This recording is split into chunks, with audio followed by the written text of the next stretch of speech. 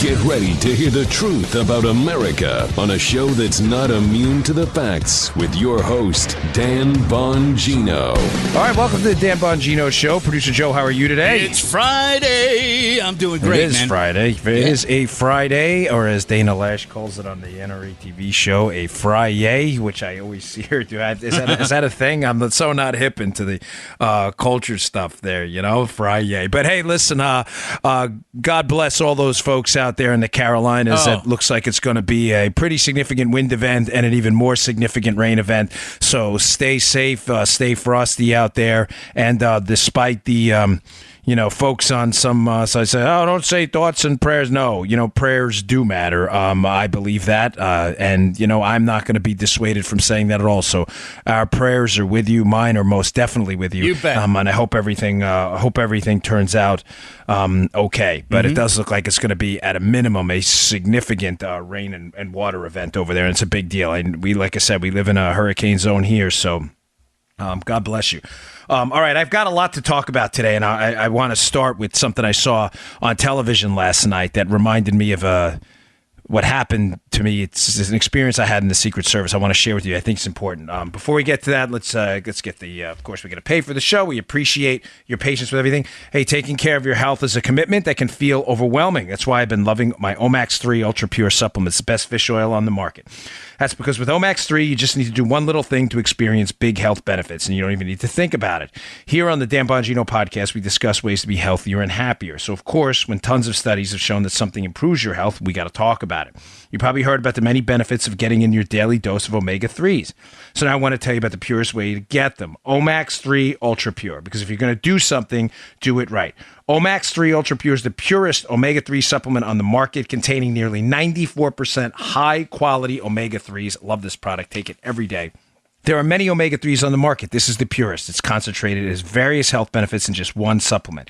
It's great for joint pain. It's great for my arthritis. That's what I use it for. Works post-workout. Help you improve your focus and memory. Boost your cardiovascular health. Folks, give this thing a quick test. You don't believe me how pure this is? Take your fish oil supplement now. Put it in the freezer. Watch how cloudy it gets. Then go pick up Omax 3 Ultra Pure. Put that in the freezer. Clear as day. They call it the freezer test, and believe me, it works. But it's not about how Omax 3 looks. It's about how it makes you feel and how it works. Try it yourself. You'll love it. Omax 3 comes with a 60-day money-back guarantee, so you'll have plenty of time to try it and feel the Omax difference. Go to tryomax, OMAX.com/Bongino. That's tryomax.com/Bongino. Get a box of Omax 3 Ultra Pure for free with your first purchase. That's tryomax.com/Bongino. Get your get a free box of Omax 3 with your first purchase. Tryomax.com/Bongino. Okay. Last night I'm watching, I don't usually watch ESPN anymore because of their liberal bent. I try to stay away from it. But they had a show on last night about sports after 9/11. And just quickly, I wanted to share something with you because it really mattered to me. They had played some footage of sporting events that had happened in the immediate period post 9/11. The Army-Navy game, the World Series, some hockey events that had happened. And it was really touching to watch because my wife and I don't share a lot of personal stories with you, but I think this is important. And you maybe see where a lot of my worldview comes from. My wife and I, our relationship began 10 days before 9/11. So the 9/11 horror has a unique place in our relationship. She worked at 120 Broadway, my wife, which was right outside of the pit, right next to the building. I mean, her office, you can look down and see, what were the World Trade Center area right there. She used to shop down there. She worked down there forever. And we met on a blind date, and I was instantly taken by her. And I told you the other day, I didn't want to be a weirdo, but when 9/11 happened, even the day of, my first instinct was to call her, even though we'd only been dating, 9 days. I mean, I'd only seen her like 2 or 3 times. So I called her, and I called her house, and she didn't answer. And I was worried because I knew she worked at 120 Broadway. Well, it turned out she was in Las Vegas visiting her mom, who had lived out there at the time, and she just couldn't get back, and the phone lines were all clogged up. So I didn't want to be a weirdo, but finally I found out where she was, and I was incredibly relieved. But our relationship has always been married to that date because we met right around there. But one of the things that happened to me is right after we met, about a month later, I was a Secret Service agent. I got an assignment, and that assignment was I never forget. I got an email saying, "Hey, you need to." I was a Yankees fan at the time, and you need to report as a poststander to Yankee Stadium for what was it, Game 3, I believe, of the Yankees Diamondbacks World Series. Now, keep in mind, this is October 7th or so. This is just less than a month after 9/11 happens. President Bush was going to go out and throw the first pitch at Yankee Stadium. Most of you remember that iconic image where President Bush throws his perfect strike. Yep. And you've heard a lot of the stories where Jeter's joking around with him in the tunnel. As he's warming up, Jeter tells him, "Don't bounce it. They'll boo you." And he wasn't kidding. I know New York fans better than anyone. I'm one of them. So I get this assignment as a Secret Service agent to go there and partake in the security plan. I was there when that happened. I was in the stadium. I watched it. And I'm telling you, it was a moment of collective unity like I've never seen in my life. I mean, Yankee Stadium fits about 55,000 people. There was not an empty seat in there. There was not an empty seat in the stadium. I mean, I think that's obvious in a World Series game, but I mean, like, even in a World Series game, people are in the bathroom, people are getting a hot dog, some people show up late. Folks, I'm telling you, there was not an empty seat in the entire stadium. The seats were blue. You could not see the blue backdrop of one seat. People were standing in the aisles, and President Bush walked out. And for all of our political disagreements, heck, I have political disagreements with Bush. We brought him up on the show. I'm telling you, it's my first and only experience as a Secret Service agent where, and I'll just throw this out there, and I'm fine telling you, where I was almost wholly distracted from my security mission for a few seconds. I was. It was just, we had this unprecedented attack on our sovereignty, on our country. Something that if you would have told someone before 9/11 was going to happen, they would say, "Dude, that's the dumbest movie I've ever heard. Who would dare do that?" But it happened. Stories about, people jumping off the buildings. We all lived through it. We know. People incinerating into the, into the concrete as they jumped to escape the flames. I mean, just an awful day. And for those of us who were up there and in that New York area when it happened, it was really pronounced.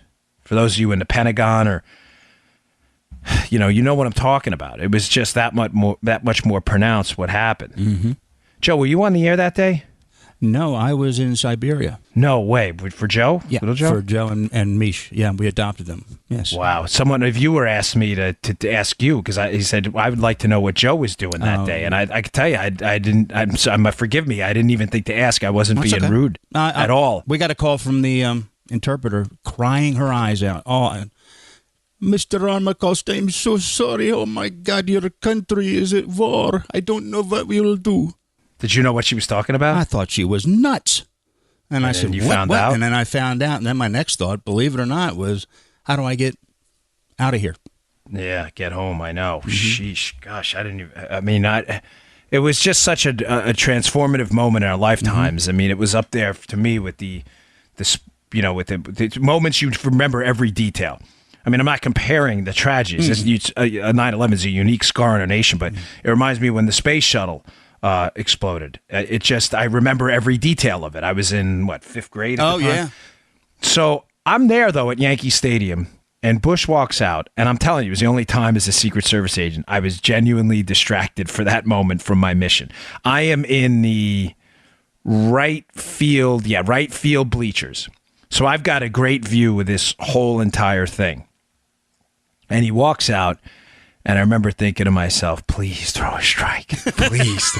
And folks, when I tell you this, I mean this as the most nonpartisan person at the time. I was not thinking the politics of it at all.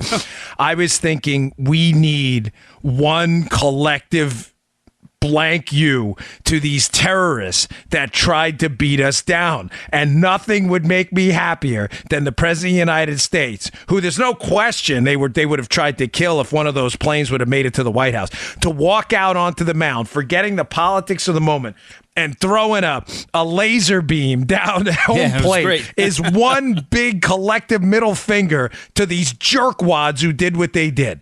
And man, he gets out there, folks, and he throws this laser beam strike. And I got lost in a sea of emotions. I'm an emotional guy as is. It's not a secret. Don't let my 6'1", 230-pound frame fool you. I'm a big teddy bear.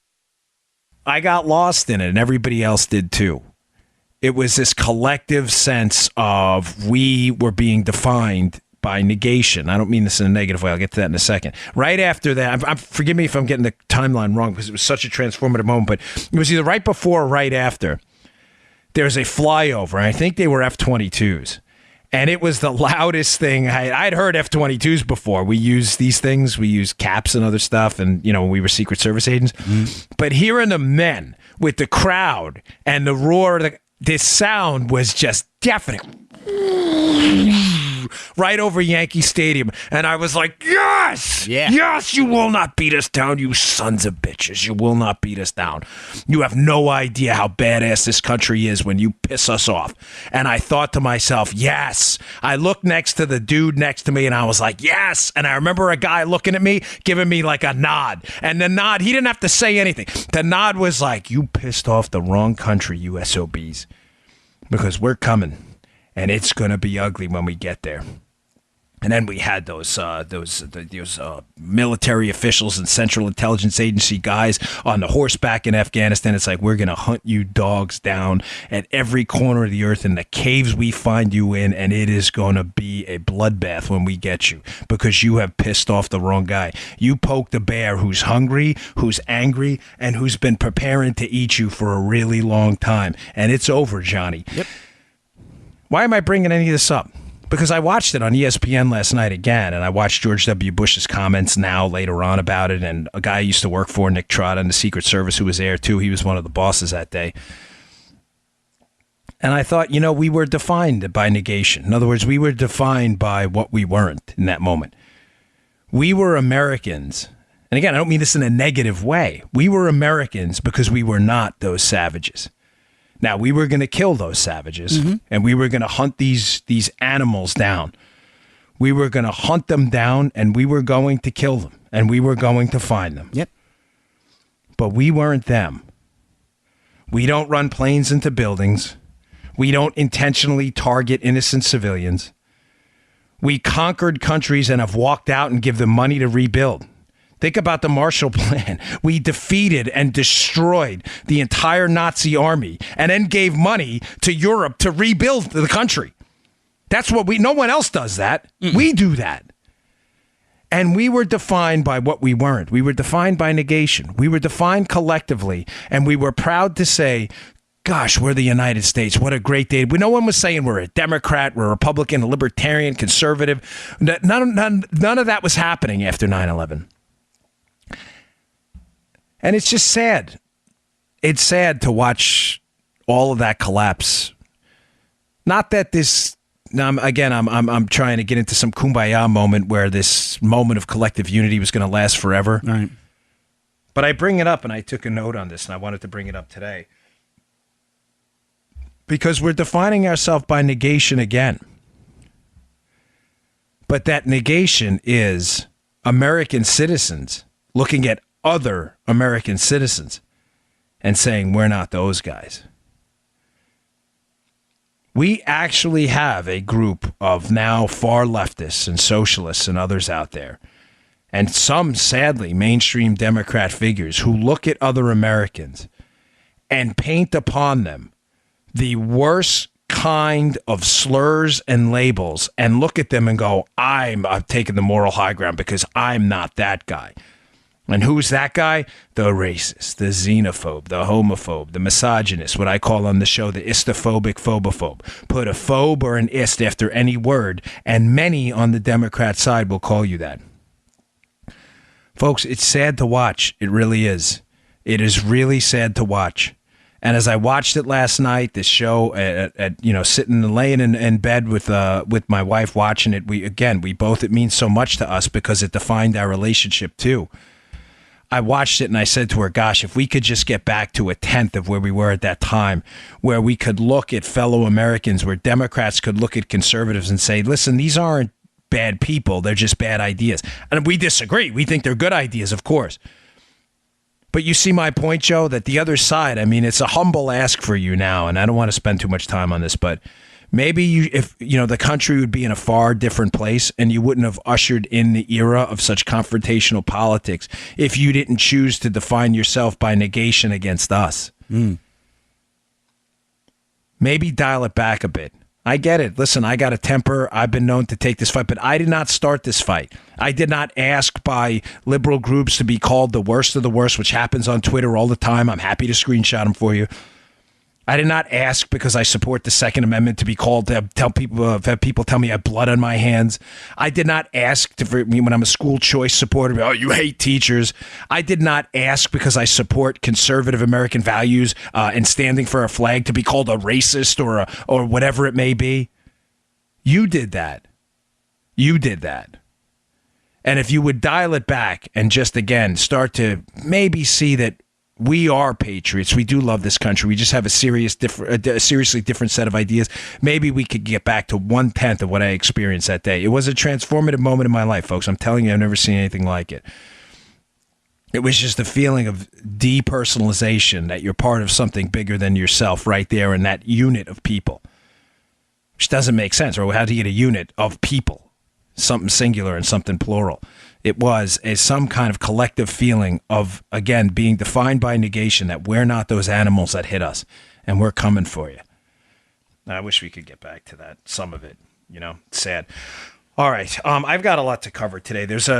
My show notes today are pretty extensive, are very, very good, and I please encourage you to. Thanks, by the way, everyone yesterday who came through big time for me. I told you we were having problems with our domain being attacked, so we got a ton of new subscriptions to my email list. People have been opening their emails. That means a lot, folks. If you want to support the show, that's the way to do it. We don't have a Patreon account. We don't ask you for money to support the show. We do it through sponsors, so I really appreciate those little things, like signing up for our email list, opening our emails, signing up for our YouTube account, signing up for our Twitter. It means a lot for the show, so thank you very much. But there is an article in the show notes today I'd like you to pay attention to by Jeff Carlson over at the Epic Times, who's been doing just extraordinary work.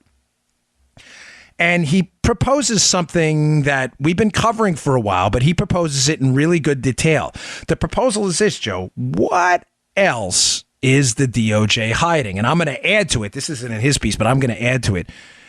Remember what I told you Plan C was, right? Plan A was attack the Trump team using unmasking efforts and possible 702 queries in the NSA database. That got shut down.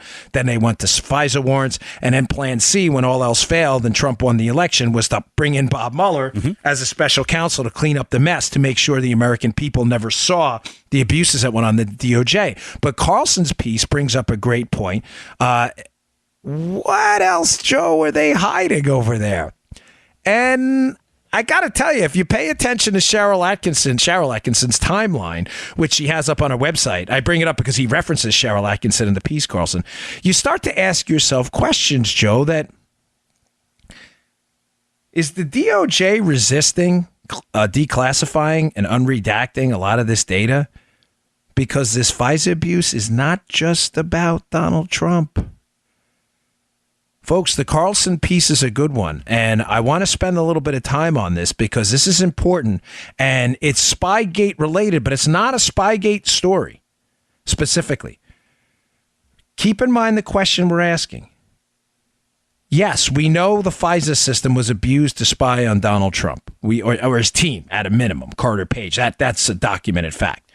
We know through the 2-hop rule it can be expanded to his team. Hop from Page to people he emailed to people from there. That's how they surveil the whole network using a FISA warrant. But Carlson asks a great question. How many other people has this happened to? Oh. Folks, is the DOJ resisting this because they know if they release the data and declassify the data on the spying used to spy on Trump, Joe, that they may be opening themselves up to a precedent on others this was done to, too. Ladies and gentlemen, I've got to tell you, I should have brought this up to you sooner, and shame on me for not doing it. This may be a bigger scandal than being just about this Republican president. You see where I'm going with this? I've got some more detail. You said Cheryl Atkinson. I kind of had an idea. Yeah. Because she was a victim of some of this herself. Yes. Cheryl Atkinson is a widely respected investigative journalist. Oh, great. She's this is not some party hack. She is gone after people on both sides of the aisle, and she has in the piece you'll see, she has this theory out there that the FISA system to spy, the Foreign Intelligence Surveillance Court, that can obtain warrants to spy on people in the most intrusive ways, Joe, that this Donald Trump scandal may be a scandal not only because it's about Trump, but it's about a larger litany of people. Now, a couple of questions here. How bad was the abuse? Are there other cases? Now, Carlson brings this up, and if I lose you, Joe, follow me, because he says there is resistance, so you understand the background. Americans, me included, are pushing to declassify everything at this point. We want to know what went to the FISA courts to spy on Trump, the investigative 302s, the investigative summaries between the FBI and Bruce Orr. We want to see everything. And a lot of us, me included, have been wondering for a while, Joe, why not, if Trump knows he was a victim of this, and we know too, why not just declassify the information? Why are people in the White House, which Carlson outlines in his piece as well, fighting this declassification? In other words, if people inside the White House know Trump was a victim of this, why are they some of the ones telling Donald Trump, hey, you may need to stand easy on this a little bit? And a suggestion there, which I think may be accurate, is, Joe, how many other cases was the FISA court lied to on? Now, you may say, well, what's the problem, Dan? It would expose corruption. Yeah, folks, but listen, the world is as I've said to you repeatedly, the whole entire field of ethics is about the gray, not the black and white. If all answers were in black and white, we wouldn't need a field of ethics, right? Right. Let me propose something to you why the White House itself, people within it, may be saying, hey, stand easy on this declassification, because if we do it, it may set a precedent for other declassification efforts, and those declassification efforts may reveal FISA abuses on other cases as well. But folks, what if those cases were people who were actual terrorists? If I'm confusing you, stop me here. But I'm trying to get at it. Now, Carlson doesn't get it. I'm taking his piece and elaborating. And I just want to be clear. You read the piece, it'll make sense. But I'm taking this to the next level, given my own experience in law enforcement.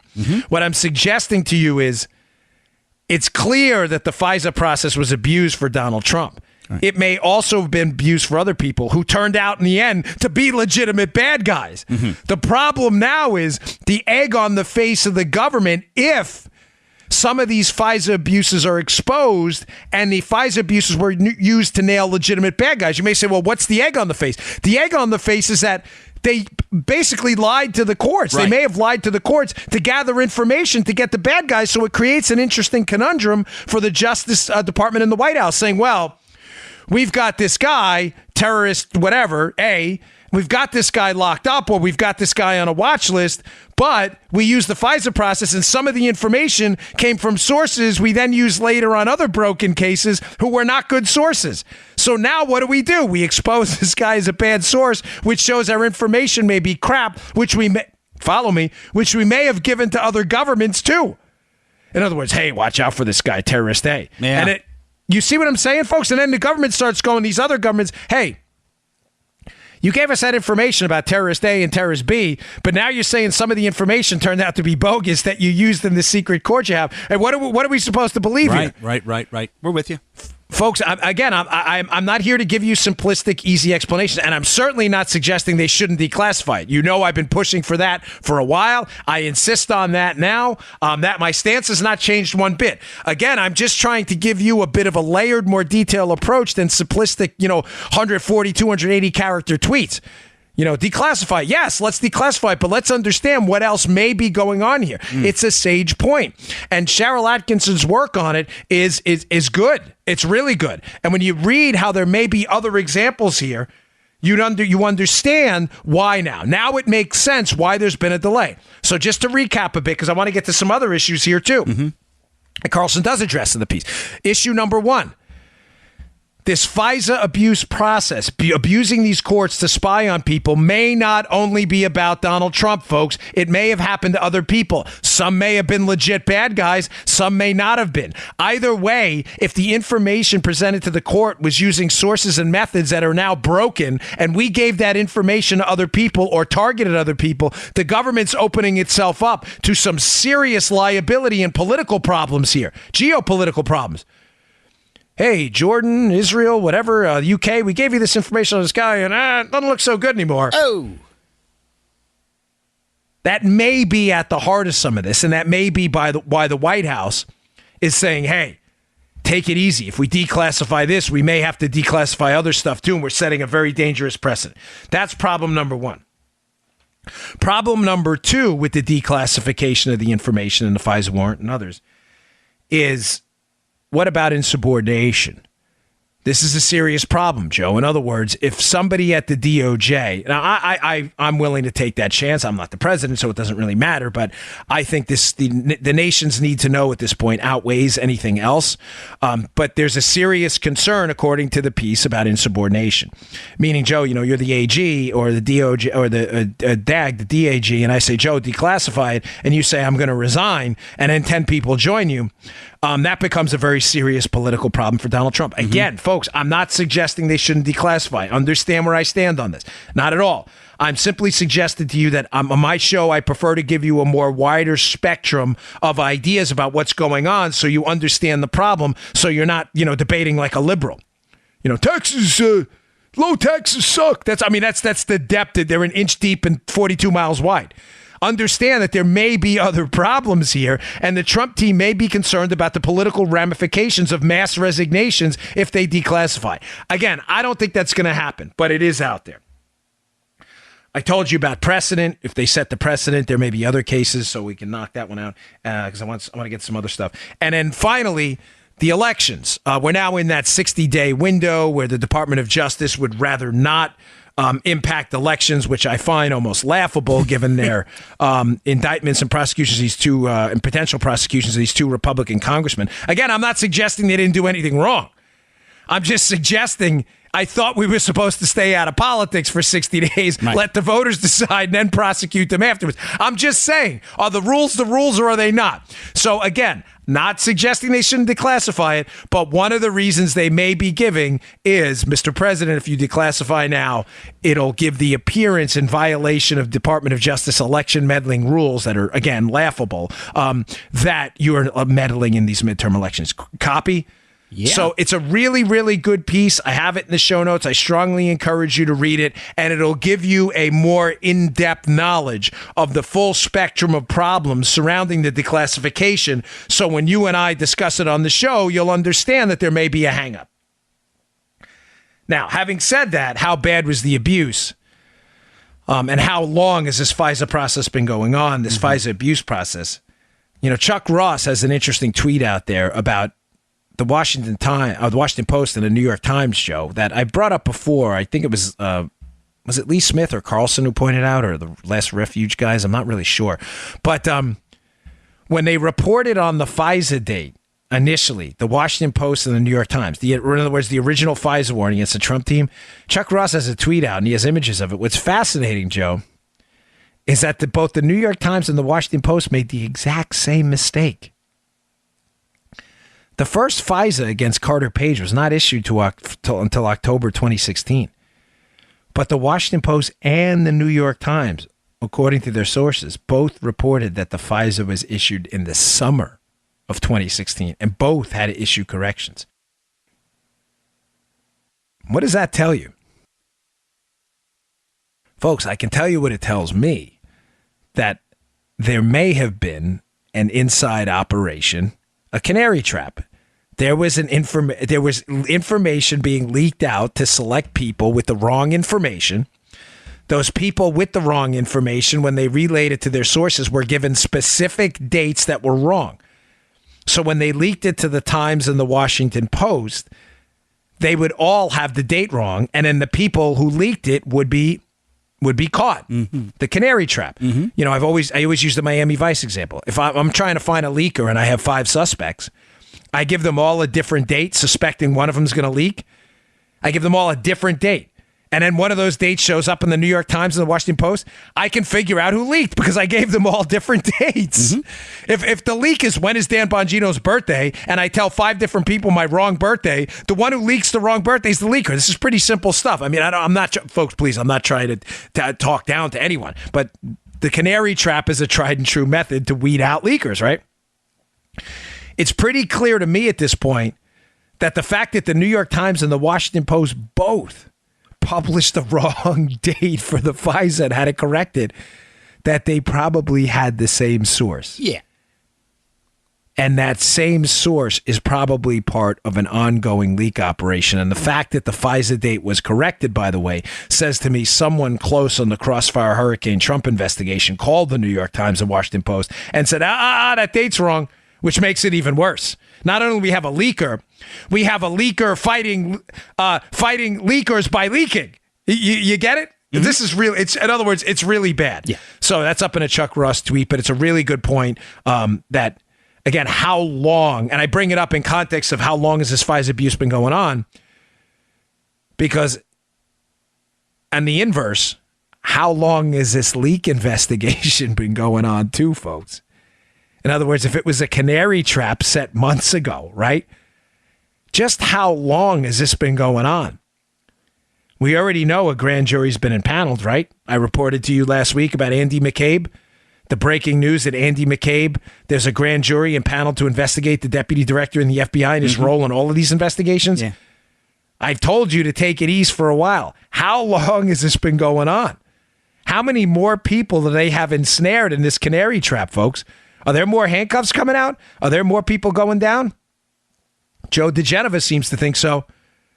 Joe was on the Hannity show last night, right before me. Joe DeGenova is adamant that they are all going down.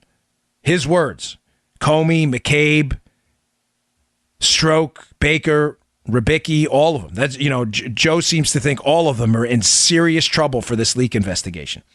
Something to keep in mind, folks. All right, got a lot more to get to. It's a busy show. Don't go anywhere. Today's show also brought to you by our buddies at ExpressVPN. Hey, with all the recent news about online security breaches, it's hard not to worry about where your data goes, right? Making an online purchase or accessing your email could put your private information at risk. You do not want that. You're being tracked online by social media sites, marketing companies, and your mobile or internet provider. Not only can they read your browsing history, come on, who wants that? Seriously. But they often sell it to other corporations who want to profit from your information. That's why I decided to take back my privacy by using ExpressVPN. This is a really great company, super easy to use too. ExpressVPN is easy to use apps that run seamlessly in the background on my computer, my phone, and my tablet. I have it on everything.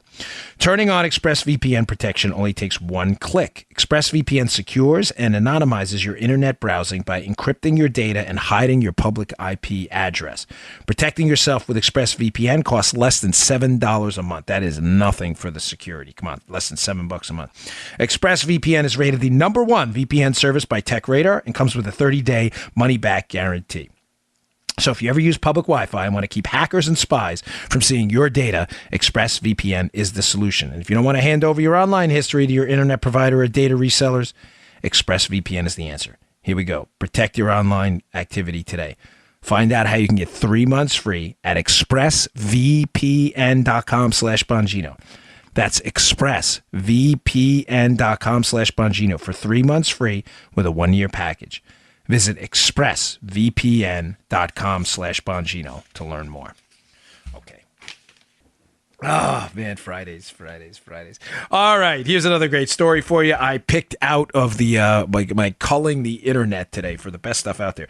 So, couple articles in the show notes, 3 that you really should read about the fiscal condition of the United States. Folks, we are, I don't know what to do to give you the good news or let me give you the bad news first because it's Friday and I don't want to leave you with bad news. So I'm going to put out the bad news now, and it's bad. It's not like mildly bad. It's really bad.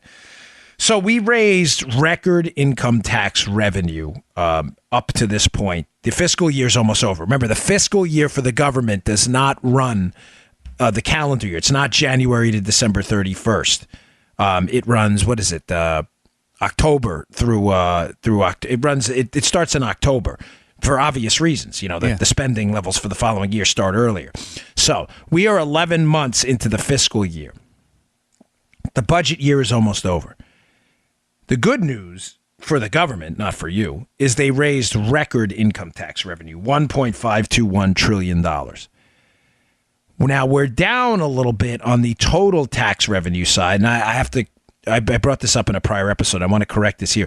The corporate tax revenue has gone down since the tax cuts. You may say, but Dan, you always say tax cuts don't lead to tax income revenue losses. They don't over time. The historical evidence is crystal clear. Look at the corporate rate cuts and capital gains tax cuts under the Reagan years and other tax cuts. You'll see over time, once those tax cuts set in, you'll see that the income base grows through economic growth. What I'm getting at here is the Donald Trump tax cuts involved a dramatic corporate tax cut, 35 to 21%, and it also involved expensing changes, meaning people could take deductions immediately that they'd have to depreciate over time. There was no way you weren't going to get, Joe, a short-term loss in corporate tax revenues. None. The cuts were dramatic. I'm just asking you all to be patient. So understand where I'm going with this. We're in the bad news segment now, so bear with me. The bad news is government tax revenues up. On the income tax side, it's down in total because we lost some on the corporate tax side. We're actually down $7 billion in total receipts on the corporate side because of the expensing. But folks, we are running an absolutely extraordinary deficit. And us saying that, hey, you know what? It's the Republicans now in charge of Congress because they draw up the budget is not an excuse. To the Republicans listening, and Dan Horowitz has a scathing piece in Conservative Review today, which I have at the show notes. Just a simple question for you. Why did we vote for you? We are now running, Joe, an $898 billion deficit. Go to hell. Yeah, you're darn right. Despite record income tax revenue coming in. Oh. 898. We are running Obama-era deficits. It does none of us any good to apologize for this, and we have to start activating and asking our congressional representatives and senators out there, what the heck are you guys doing? Ladies and gentlemen, please understand, in a $4 trillion budget, a nearly $1 trillion deficit every single year is in no fathomable universe is that sustainable.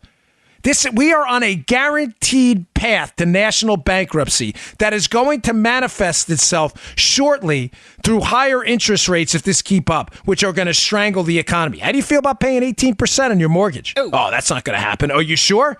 I've got some more for you. I've got more coming for you soon. More data to show you that not only can this happen, it is happening around the world right now. What are the Turkish interest rates? They just moved them up to like 40%. Oh! Folks, we're in a world of trouble. Now, I want to dispute one simple premise from this, too, because a guy I like, I have a lot of respect for. Tom Rogan writes for the Washington Examiner. You see him on Fox sometimes. He does some good work. But Rogan wrote a piece yesterday in the Washington Examiner. I think it's in yesterday's show notes. I put it in there. Suggesting that the GOP should not make these tax cuts permanent. You all know the story. The income tax cuts were not permanent. The corporate tax cuts were because of Democrat obstruction on the filibuster side and having to use reconciliation. Mm-hmm. So the Democrats blocked it. Now there's talk of tax cuts 2.0 and making these income tax cuts permanent for you. The Democrats are threatening to filibuster that again. Rogan, who is not a liberal by any stretch, but wrote, "Listen, we should really reconsider making these tax cuts permanent because the deficit situation, unless we can accompany it, which is not a bad idea, by the way." He says, "Unless we can accompany, Joe, those tax cuts with significant spending cuts, we have a real problem." Mm-hmm. Now, I don't disagree with accompanying it with spending cuts at all. I think Rogan makes a great point there. I think he's right. But I disagree with the necessity to pair them to make them permanent. And the reason I say that is, again, the evidence over time, when you look at income tax cuts under Reagan, under John F. Kennedy, under George W. Bush, under Calvin Coolidge, wherever you go, when you look at those income tax cuts, it shows pretty conclusively that we're not going to suffer a long-term loss in tax revenue. So I disagree with it. You get what I'm saying, Joe? Yeah. I like his idea of accompanying those tax cuts with significant government spending cuts. Great idea. Yeah. Point stipulated. But I don't agree with making that some dispositive factor. In other words, if it doesn't happen, then don't make them permanent. That I disagree with completely, because there's very little evidence that these significant income tax cuts, if we can get them in there and lock them in, there's very little evidence that it's going to cost the government money, which I hate that term, but over time at all, and exacerbate the deficit. Mm-hmm. There's very little evidence of that. Matter of fact, remember, folks, Ronald Reagan, over the course of his presidency, cut the top tax rate from 70 to 28%. Does anybody doubt the dramatic that 70 to 28%? Donald Trump's income tax cuts on the top side were like 1 or 2 percentage points, depending on how you calculate your taxes. The Reagan tax cuts, folks, were almost, nearly 40 plus points of percentage point tax at the marginal rate. And the tax cut, the tax revenue to the government doubled. So I disagree with the premise on there. One final point on this. Tax revenue to the government overall, even though income tax revenue went up, the corporate tax side fell. Tax revenue to the federal government overall is down $7 billion. So the liberals, Joe, are, look, the tax cuts exacerbated the deficit problem. Mm-hmm. No, you can't do basic math. You're just a knucklehead and you're lying. I'm sorry. Joe, spending's up $100 billion. Now tell me again what's causing the deficit problem. So tax revenue's down $7 billion, even though income tax revenue's up. But total tax revenue's down $7 billion, spending's up $100 billion, and yet you'll continue to have liberal knuckleheads insist to you that the tax cuts did it. I'm a jerk. Jerk. Jerk. We have a spending problem on a magnitude of 10 times higher than the tax problem you're alleging is the issue. If you're going to acknowledge that $7 billion in lost revenue is an issue, are you going to acknowledge that $100 billion in additional spending is an issue on the magnitude of more than 10 times higher? Yeah, you understand they can't get out of that. Right.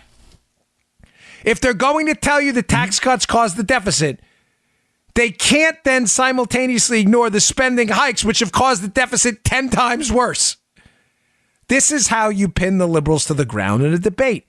You use their own arguments against them. It is just so incredibly simple when you know the numbers. Okay, one final read. And I got another story because it's important. This is going to be the good news. I don't want to leave you in a bad. Hey, of all the...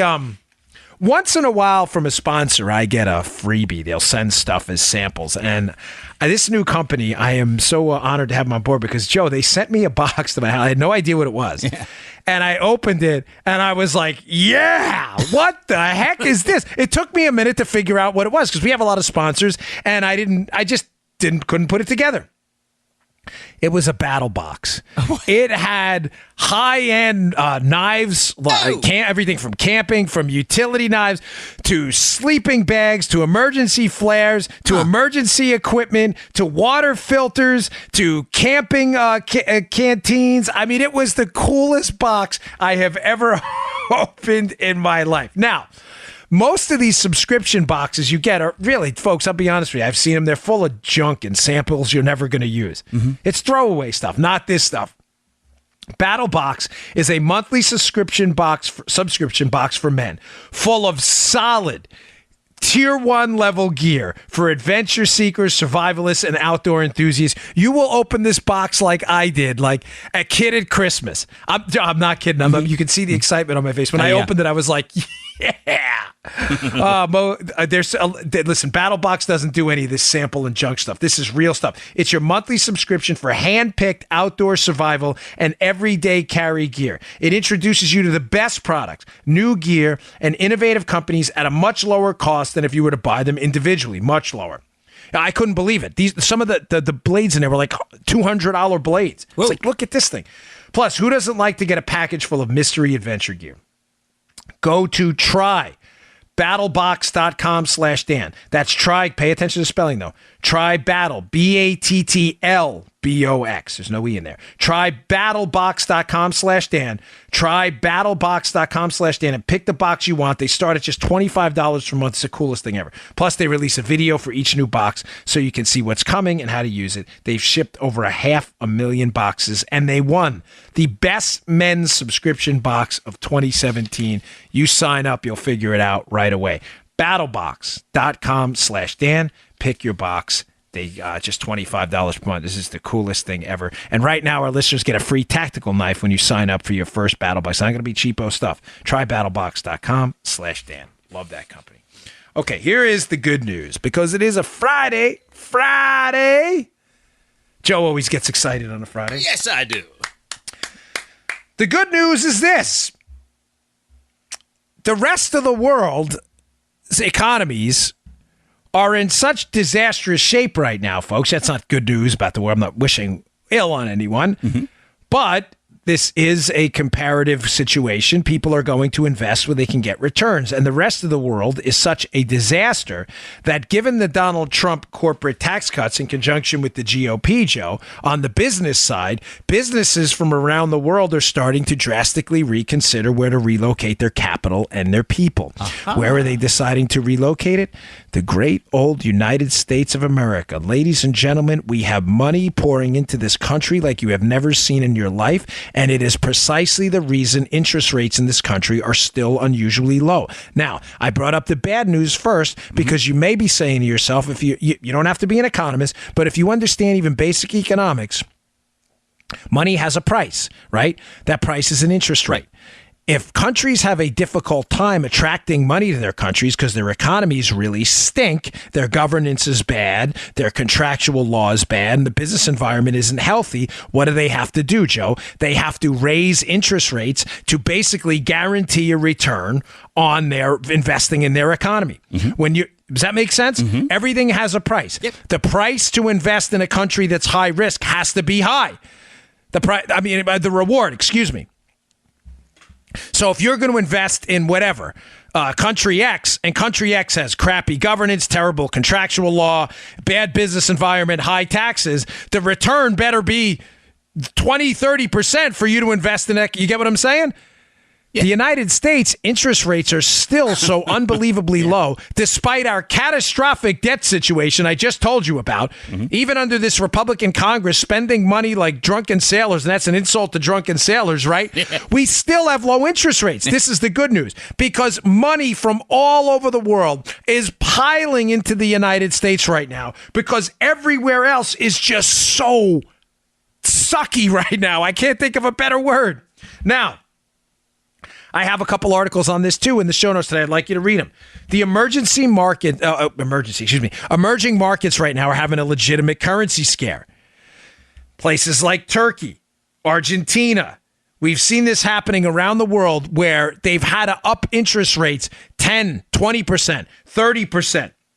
What's happening here is money is fleeing these countries en masse because not just because of our tax cuts, that's helping, but because these governments can't seem to get the tax, low government spending thing, solid court system, solid contract law thing down, and companies don't want to put money into some of these countries. You've seen a totalitarian streak in Erdogan in Turkey. Argentina's having a severe inflation crisis now.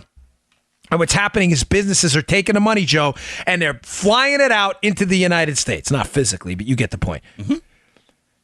These countries, in order to attract that money back, have had to significantly move interest rates higher to attract capital in there. Now, what's making that worse is it's devaluing their money significantly. Their domestic money, the Argentinian peso, is it the Turkish lira? Their domestic money is losing value. What's the problem? What's the problem with that?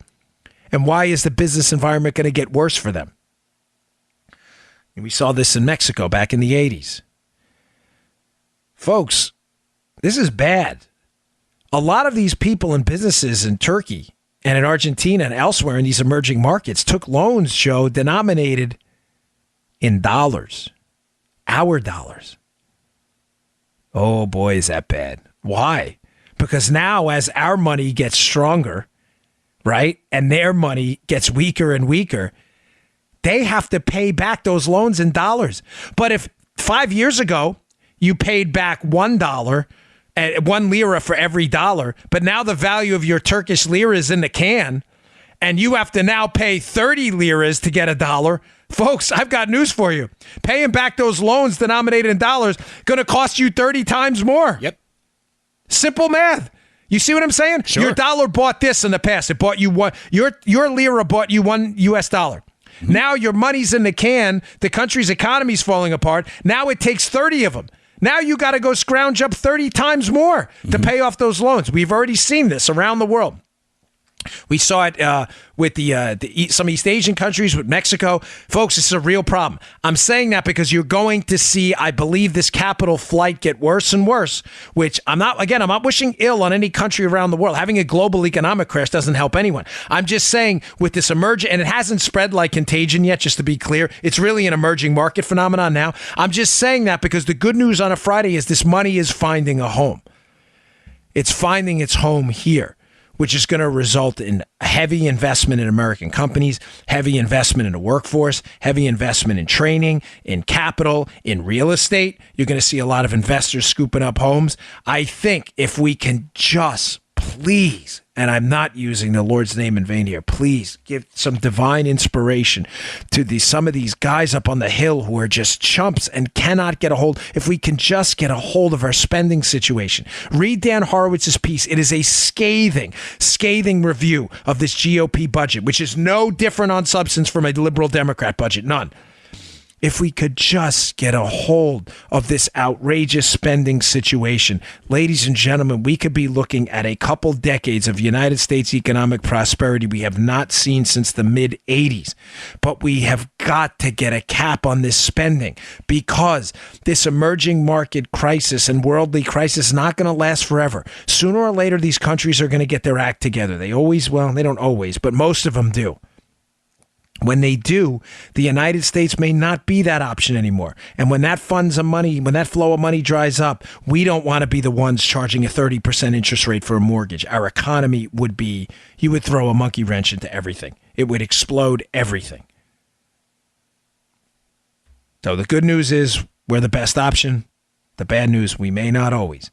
We have got to get a control of this spending situation. I didn't even get to Adam Schiff. I had so much more stuff on that, but folks, I'll have to get some of it on Monday. It's really, if you want to watch my NRA TV show tonight, 5:30 on NRATV.com, I'll try to pick up the rest. That's the great part about having two shows. If I miss one, I go right to the other. Hey, thanks for a great week. I appreciate all the new subscriptions on YouTube, on iTunes, on iHeartRadio. It's all free, folks. It means a lot to us, helps us move up the charts. And thanks for joining my email list and opening our emails. It really means the world to me. Thanks to everybody who emailed me back. I appreciate it. I will see you all on Monday. You just heard the Dan Bongino Show. Get more of Dan online anytime at conservativereview.com. You can also get Dan's podcasts on iTunes or SoundCloud. And follow Dan on Twitter 24/7 at DBongino.